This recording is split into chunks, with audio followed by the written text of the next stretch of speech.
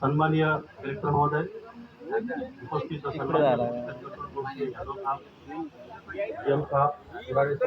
सर्व डब्ल्यूसीचे अधिकारी, आमचे उपस्थित कामगार संघटनेचे सर्व पदाधिकारी आणि या जगाचा पोशिंदा, जो जगाचा मालक आहे, ज्या मालकाच्या भरोशावर तुम्ही आम्ही ज्याचं पालन पोषण होते, असं माझा शेतकरी ग्रामस्थ बांधव.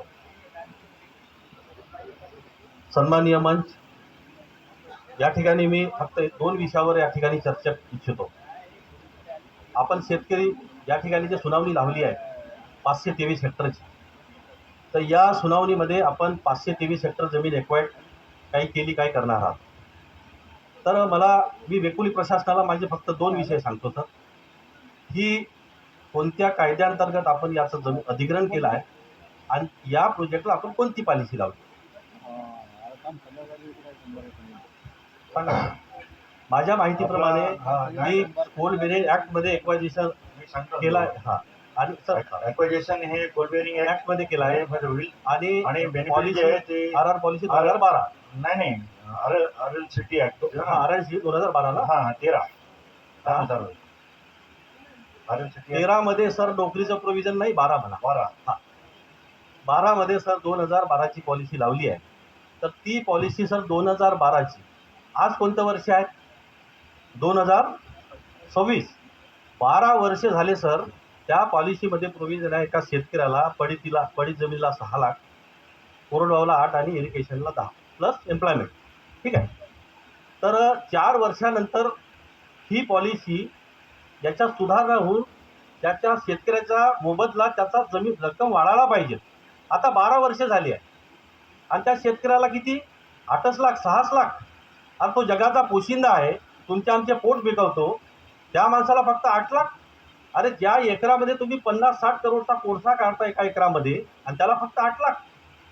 कुठल्या कायद्यात आहे? अध्यक्ष महोदय, आपल्याला निवेदन आहे. किसन रेड्डी साहेबाला आम्ही 25 लाख रुपये एकरी प्लस एम्प्लॉयमेंटचं निवेदन दिलं आहे. त्यांनी ते ॲग्री केलं आहे. कोल इंडिया चेअरमनकडून ती फाईल आली आहे. आता या ठिकाणी मी आपल्याला काहून सांगू इच्छितो की हा सुद्धा या मंचावर आमचं निवेदन आम्ही दिलं आहे. तुम्ही सध्या ते प्रपोजल आमचं केंद्राकडे वरिष्ठाकडे पाठवा.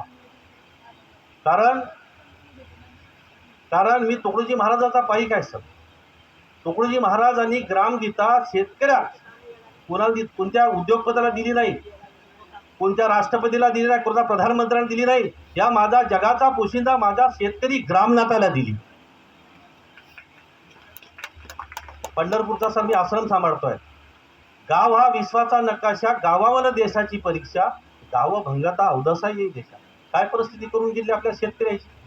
महाराजांनी ओळीमध्ये सुंदर लिहिलं आहे, सर्व ग्रामाशी सुखी करावे, अन्न वस्त्र पात्राती द्यावे, परी स्वतः दुःख भोगावे, भूषण तुझ्या ग्रामनाथा. कष्ट करून महाल बांधशी, परी झोपडी नाही नीट नेटकीशी. काय शेतकऱ्याची अवस्था झाली आहे सर. शासन प्रशासन ह्या सगळ्या गोष्ट सगळे याला कारणीभूत आहेत. का चुकी केली त्या ग्रामनाथांनी तुम्हाला जमीन देऊन. आता हे सगळं मी माझ्या शेतकऱ्यांची त्यांच्या तक्रारी समस्या ऐकल्या. मी 2-3 तासापासून ऐकत आहो सर, की त्याला मी सांगतो 50 करोडचा जर कोळसा जर तुम्ही उत्पादन करीत असाल, त्याला 50 लाखही नाही. तरी निवेदन सर पुन्हा सांगतो तुम्हाला, एम्प्लॉयमेंटच्या बाबतीमध्ये, नोकरीच्या बाबतीमध्ये, WCLच्या बल्लारपूर क्षेत्रामध्ये याच्या अगोदर अनेकदा ॲट ए टाईम नोकरी संपादित केली आपण. आमचा प्रकल्पाला विरोध नाही, परंतु तुम्ही नोकरी वेळेवर द्या ना. आज तुम्ही जमिनीचं अधिग्रहण केलं, त्याला पैसे दिले, पण नोकरी त्याला लावायला 1-1 वर्ष लावता. एवढा उशीर का सर? आमच्या WCLमध्ये अनेक असे प्रोजेक्ट झाले आहे, गाळेगाव विरुद्ध बल्लारपूरमध्ये, की या हातावर नोकरी आणि या हातावर नोकरीचा ऑर्डर दिला आहे. जमिनीचे पैसे आणि नोकरीचा ऑर्डर दिला आहे. 3 प्रोजेक्ट झाले आहेत. आपल्या सर्वांना सगळं मान्यवर बसलेले अधिकारी माहीत आहे तुम्हाला. मग 2-2 वर्ष 6-6 महिने, आता या प्रोजेक्टमध्ये मला दिलेला 6 महिने अगोदर पैसे दिले आपण, आणि नोकरीसाठी विलंब का?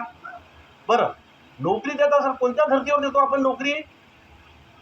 28/12/2016चा वेकुली बोर्डाचा निर्णय आहे, ॲज पर क्वालिफिकेशन आहे तो. त्याच्यामध्ये लिहिलं आहे सर, त्याचं क्वालिफिकेशन जे आहे त्यानुसार त्याला द्यावं लागते. पण हे लोक जनरल मजदूर